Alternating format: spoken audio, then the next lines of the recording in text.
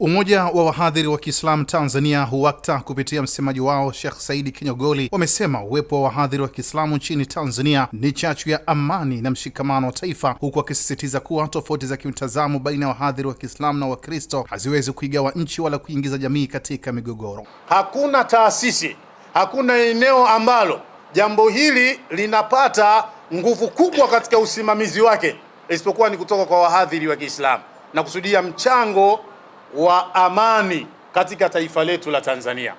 Hawa wahadhiri mnawaona hapa, mchango wao ni mkubwa sana katika kudumisha amani kwenye nchi yetu ya Tanzania.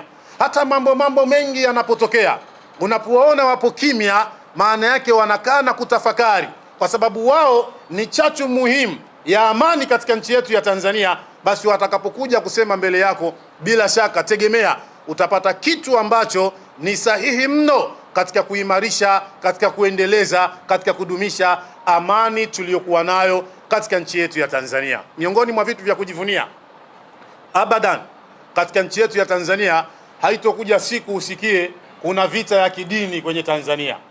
Hautokuja kusikia.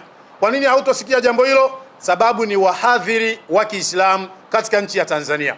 Wao wahadhiri wa Kiislamu Tanzania ndio watu ambao wamewazoesha Watanzania wasikie mambo rahisi, mambo makali, mambo mazito yanayohusu utofauti wa kiimani katika nchi hii, mpaka Watanzania sasa wameyazoea, wakang'amua kwamba kila mmoja anayo nafasi ya kuitangaza imani yake na asiletwe madhara kwa mtu mwingine.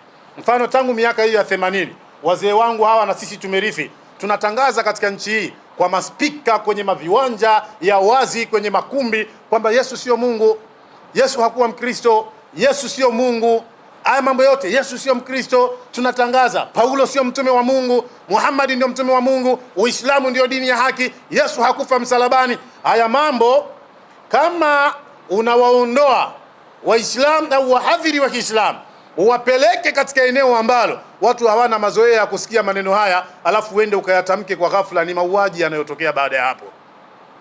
Lakini Tanzania Wakristo tangu wanazaliwa wanasikia mazinge kwa ubiri kwa Yesu sio Mungu, aya zinatolewa, si Yesu sio Mkristo, aya zinatolewa. Na Wakristo nao pia wakaingia kuyahubiri haya kwa imani yao, wanasema Muhammad sio mtume, Uislamu sio dini ya Mungu. Sasa ikatukutanisha katikati baina ya Wakristo na Waislamu. Kilichotukutanisha ni maandiko na hoja. Vitu hivi vikafanya Wakristo leo wazoee kusikia Yesu sio Mungu, Waislamu leo wazoee kumsikia Mkristo anasema Muhammad sio mtume. Lakini nini kinachoendelea? Waislamu wanaweka dalili zao, Wakristo wanaweka dalili zao. Mkristo akielewa anaacha Ukristo, anaingia katika Uislamu. Kwa sura hiyo, Tanzania hakutokuja kutokea mapigano ya kiimani, yani dini na dini ifike mahala eti tuchinjane, tuuane sasa kwa sababu tu huyu kantukania imani yangu au kasema vibaya imani yangu. Kwa nini? Kwa sababu wahadhiri walishajipanga kwenye jambo hilo, na dawa, mawaidha wanayoyatoa wahadhiri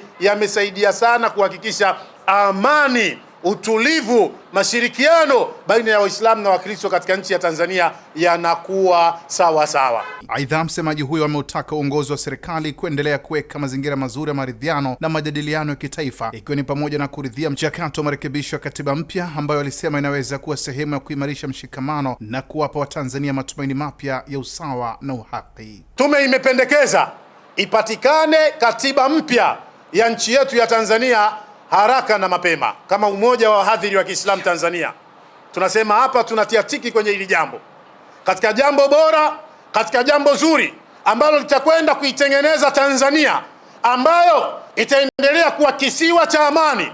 Basi katiba kama ambavyo imefafanuliwa kwa miaka mingi iliyopo ina mapungufu, ina matatizo, umoja wa wahadhiri wa Kiislamu Tanzania unaunga mkono, unasapoti mapendekezo yaliyotolewa na tume. Katiba ifanyiwe marekebisho na itengenezwe katiba mpya haraka sana, alimradi mpaka tutakapofika 2030 kwenye uchaguzi mkuu, badala ya kurejesha matatizo kama haya yaliyotokea.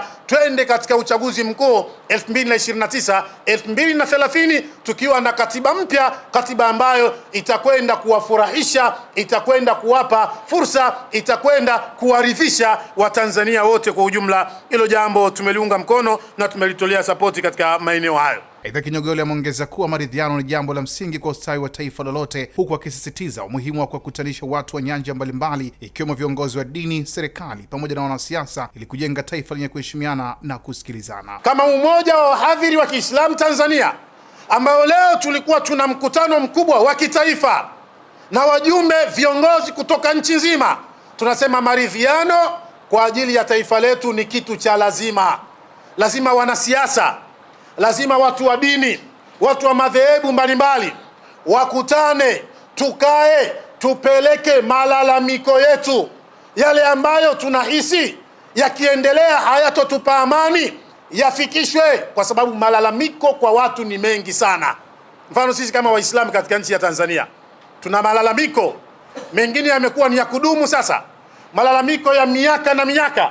Malalamiko haya mpaka inafika mahala yanashindwa kutupa tafsiri nzuri, ima kwa serikali au kwa madhehebu mengine, kwa sababu ni vitu ambavyo Waislamu kama Waislamu tunaona tunaminywa, tunaona hatutendewi haki, lakini tunaona watu wa madhehebu mengine wanapata haki hizo, wanapata fursa hizo. Sasa maridhiano, na kwenye maridhiano taasisi zote na za kidini zipate nafasi, ikiwamo umoja wa wahadhiri wa Kiislamu Tanzania. Tueleze haya, kwa sababu umoja wa wahadhiri wa Kiislamu Tanzania ndiyo sauti ya Waislamu katika nchi ya Tanzania, ndio wasemaji wa Waislamu katika nchi ya Tanzania. Kwa upande wake, mhadhiri mkongwe Sheikh Habib Othman Mazinge amesema Waislamu na Wakristo ni jamii moja inayopaswa kuendelea kuishi kwa upendo na kuvumiliana licha tofauti zao za kiimani. Kama kawaida, Wakristo waende makanisani kwao wakamwabudu Mungu, Waislamu waende msikitini wakamwabudu Allah, mpaka pale kila mtu umri utakaomfikia wa kwenda akhera,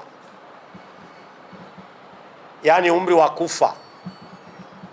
Wallahi inasikitisha sana, na niwaombeni wahadhiri ambao mmetoka mikoa mbalimbali, kila utakapokuwa tunaanza mihadhara yetu, basi tumuombe Allah katika dua zetu adumishe amani katika nchi yetu, na vile vile tuwaombe viongozi wa nchi, wakuu wa nchi, kwamba sisi mnatuongoza, lakini kubalini kupokea maoni kutoka kwetu. Yote hayo yamejiri hii leo katika ofisi mpya za Umoja wa Wahadhiri wa Kiislamu Tanzania UWAKTA zilizopo Mbagala Zake mjini Dar es Salaam, ambapo mapema kabla mkutano huo kuanza na waandishi wa habari, dai wa kimataifa Sheikh Nurdin Kishki alizindua rasmi ofisi hizo mpya za umoja huo. Abdullah Mashi, Kishki TV. Kishki TV, nuru ya dini yako.